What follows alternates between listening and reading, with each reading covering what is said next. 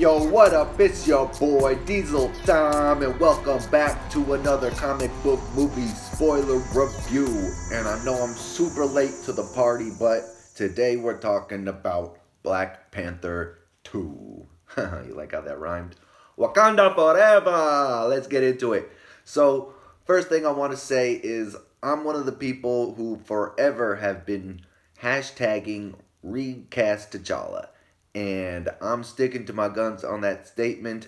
After watching the film, I still feel the same. And just walking into the theater and coming out of it, the first time I saw the Black Panther movie, like back in 2016, the electricity. This movie did not hit me in the same way at all. I enjoyed it, don't get me wrong. I liked a lot of it, but overall, just like the feels are not there. It was a big disappointment in that regard. The first one was like a trip to Wakanda. You're on vacation, you know, you got a little flavor of him in Civil War, an introduction to the character, but now we get to see him in his element, his people, his kingdom, their culture, get a little bit more about vibranium and their customs. Everything about it was like this deep dive into Wakanda, and you really got a feel for the culture. This one, it added some elements as far as the funeral rituals and whatnot, but it didn't feel like that same way we like that vacation to Wakanda. I just didn't feel it. I mean, obviously we were there. They had some different weather. It was a little stormy, but it just didn't feel the same. Like the wide shots, maybe, I don't know. It just didn't hit me. I can tell you that. And I felt the same way about the underwater Tenochtitlan or what Atlantis, whatever, Namor, Sinamor. Whatever Sinamor's kingdom is all about, the underwater thing. Like, the lighting just isn't great enough. I know they had the boo-boo lighting that they made up, but I don't know.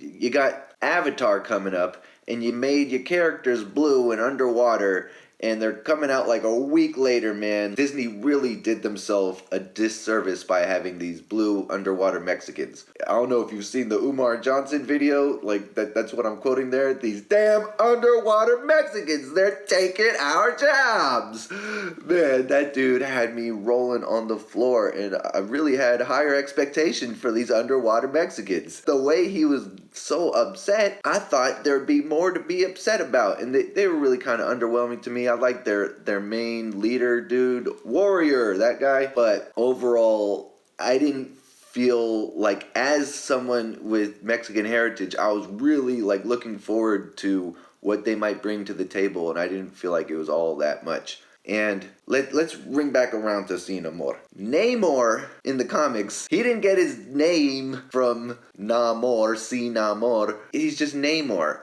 So they tried to like wiggle waggle this like pronunciation of Namor off of Sinamor, and which is actually very lucha libre. Shout out to your boy. And I would have called him Sinamor at that point. You're the child Sinamor. Yeah, your name is Sinamor. So, Namor, I don't know. Namor, he's the Namor of the sea. Oh man, I'm just clowning now. But yeah, point being, I don't know how you name yourself Namor off of Sinamor when you would just be Sinamor. They call him Kukulkan, the Serpent Feather King. I mean, that's a bit of a stretch. Like the Mayans and the Aztecs, and you roll them together. Like, how much of this is accurate? They had the basketball thing underwater. That was kind of cool, but it just kind of had me scratching my head. Like, wait, the Aztecs were taken over by the Spaniards. What are they doing in the Yucatan? And I gotta check my history books. I mean, maybe they know more than I do, but I don't know. It had me questioning some things. And I don't want to be doing that in a Marvel movie. I want to be watching a Marvel movie. So that kind of brings me back around. I'm grading this movie on the curve of an MCU movie, not grading it on the curve of our lead actor, you know, may he rest in peace, Mr. Boseman. But this is a Marvel movie, man. Like, we're introducing more stakes to Phase 4, which has been the biggest critique. You know, you got these underwater Mexicans who, for 500 years, have been plotting to take over the world, just like you have the time travel cops and you have microverses and macroverses and multiverses and all these other things going on that should have like implications on each other but never seem to do. Phases 1, 2, and 3 were all about heading towards Endgame, and now we're just throwing more stuff on the wall. We got a god king from underwater with a whole kingdom, and he's been waiting to take over. Where are the Avengers, man? I know we ask this every single time, but like, you couldn't send Hawkeye? Hell, you could send 2 Hawkeyes. One of them's got a bad knee and a bad back, but whatever. One of them's 25, she'll handle it. Like, you got another Black Widow. Where are the Avengers when you got no Black Panther? He's dead, and these underwater Mexicans are at war with the Wakandans. It doesn't feel like the Marvel Universe is headed anywhere at all. And they're doing these kind of one-off spin-offs, and like, that's great if you're DC.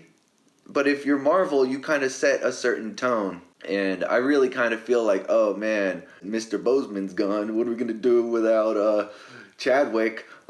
Gee whiz, let's make Shuri, who's not ready to be Black Panther, and let's make the whole movie about Chadwick Boseman being dead. Even though he died in the real world, he didn't die in the MCU. Like, why is a company as big as Disney succumbing to our reality? Why are they not producing fantasy for us to get away from this reality? Again, I did like some things, God, it sounds like I'm just dunking all over this. I didn't even get to Michael Balsa Wood Jordan. I'm Michael Balsa Wood Jordan. I'm a face actor. Hey, cuz, we're a lot more alike than you would think. Like, no, she's like brilliant. She probably doesn't want to kill every human on the planet, which is why she's fighting Namor. Yeah, I'm going to call him Namor. Namor Asinamor. No, Namor. Get out of here with that. And I didn't even talk about that guy. He's so unremarkable. I forgot to talk about him. I clowned on his name for a bit. I don't know, the actor was fine, but I've heard the critiques. He's got the dad bod. At least give him a swimmer bod.